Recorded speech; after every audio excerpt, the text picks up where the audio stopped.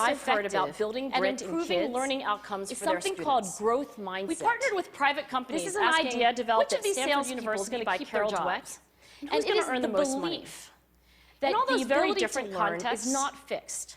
one it can characteristic change emerged with your effort. as a significant predictor Dr. of Dweck success. has shown that when And kids it wasn't read social and learn intelligence, about the brain it wasn't good and looks, how it changes and physical grows health, in response and to it wasn't challenge, IQ. they're much more likely was to grit. persevere when they fail. Grit is passion and because perseverance. They for don't very believe that long-term failure is a goals. permanent condition. Grit is having stamina. So growth mindset Grit is a sticking great with idea your for future. building grit.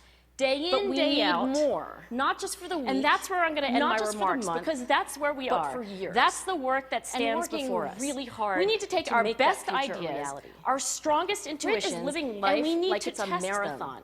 We not need a to sprint. measure whether we've been successful. A few years and ago, we have to be willing I started to studying fail, grit in the to be Chicago wrong, public schools.